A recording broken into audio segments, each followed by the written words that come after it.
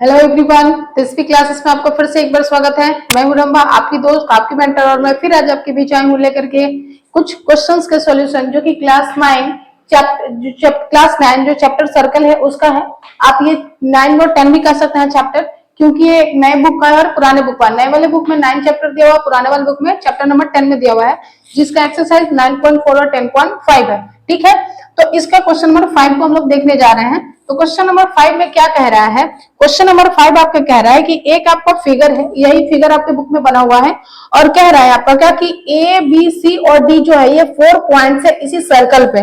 ठीक है, and AC and BD intersect at E, और AC और BD जो है इस पॉइंट ई पे क्या कर रहा है? इंटरसेक्ट कर रहा है। सच दैट, और इस तरीके से कर रहा है कि आपका एंगल BEC जो है 130 डिग्री का है, और आपका एंगल ये ECD ये वाला एंगल जो है वो 30 डिग्री का है। तो आपको पता क्या करना है? एंगल BAC, यानी कि आपको BAC एंगल बताना है, यानी कि you have to find this angle. अगर हम इसको एंगल 1 कह दे तो कोई दिक्कत नहीं है। ठीक है, चलिए अब इसी को हमको फाइंड करना है। तो हम कैसे फाइंड करेंगे, देखिए। क्वेश्चन समझ गए? ये आपका सर्कल है, ABCD, इस पे 4 पॉइंट है, AC और BD पॉइंट पे इंटरसेक्ट कर रहा है। ये वाला एंगल 130 का है, ये 20 का है। आपको ये वाला एंगल पता करना है। तो चलिए इसको हम कैसे पता करेंगे, देखिए। जब हम इसका सॉल्यूशन करेंगे तो आप यहाँ पे एक चीज दे सकते हैं कि हमको ये वाला एंगल पता करना है। तो angle on the same segment अगर D पता चल जाता तो हम A को बता देते, लेकिन D पता नहीं है। D पता कब चल जाता? इस ट्रायंगल को अगर हम देखें, ECD में अगर देखें इस ट्रायंगल को, तो D हमको कब पता चल जाता? जब ये दोनों एंगल पता होता। लेकिन सिर्फ यही एंगल पता है, ये एंगल तो पता है नहीं। तो हम इस वाले एंगल को पता करेंगे। और ये एंगल आपको कैसे पता चलेगा? तो देखो, तो यहाँ पे ये पूरा कितना डिग्री का बनेगा? अगर यहाँ पे बनेगा तो एक स्ट्रेट एंगल बन रहा है, और स्ट्रेट एंगल 180 डिग्री का होता है। तो अगर ये 130 है तो ये कितने डिग्री का हो जाएगा? 50 डिग्री का हो जाएगा। कितने डिग्री का होगा? 50 डिग्री का।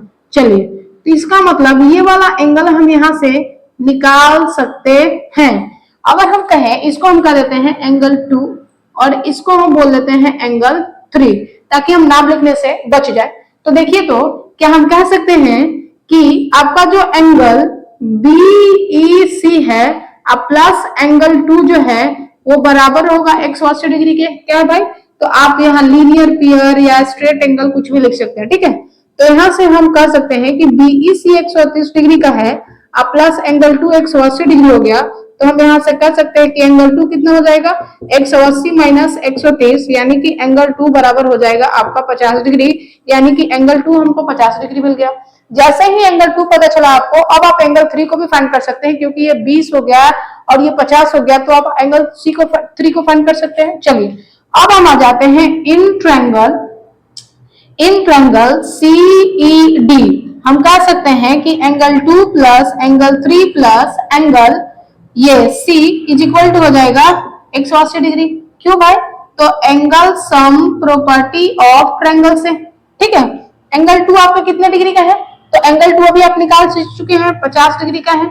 एंगल 3 तो आपको पता ही करना है, और एंगल C कितने डिग्री का है? 20 डिग्री का है, 180 डिग्री। एंगल C हम इसको ले रहे हैं। ठीक है, चलिए, तो अब यहाँ से एंगल 3 बराबर क्या हो जाएगा? तो 180 माइनस 50 और 20 कितना हो जाएगा? 70, यानी कि 180 में से 70 घटा दीजिए, यानी कि आपको मिल गया कि एंगल 3 कितने डिग्री का हो गया? 110 डिग्री का हो गया। जैसे ही अब आपको एंगल 3 यानी कि एंगल 3 का मतलब क्या है? एंगल D, यानी कि आपको ये पता चल गया कि एंगल D मेरा कितने डिग्री का हो गया? 110 डिग्री का। अब जैसे ही एंगल D पता चला, अब आप ये भी बता सकते हैं कि एंगल 1 कितने डिग्री का होगा। क्यों? क्योंकि ये BC से ही A पे एंगल बना हुआ और BC से ही D पे बना हुआ है।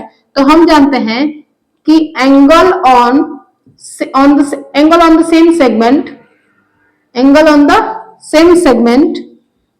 Segment are equal.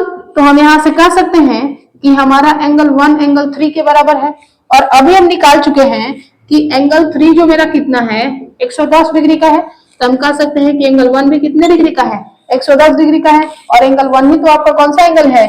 BAC है। तो हम कह सकते हैं कि BAC भी कितने डिग्री का होगा? 110 डिग्री का होगा। यही हमको निकालना था, और हम लोग इसको क्या कर चुके? निकाल चुके। आई होप ये आपको समझ में आया होगा। एक बार फिर से हम समझा देते हैं। सबसे पहले हम यहाँ लीनियर पेयर लिए, एंगल 2 पता कर लिए, 50 डिग्री आ गया। जैसे ही एंगल 2 पता चल गया या 20 पता चल गया, तो एंगल 3 पता कर लिए angle sum property of triangle से, और जैसे ही एंगल 3 पता चल गया, आप एंगल 1 को भी बोल सकते हैं कि 3 के बराबर है, क्योंकि एंगल ऑन द क्या है, सेम सेगमेंट है।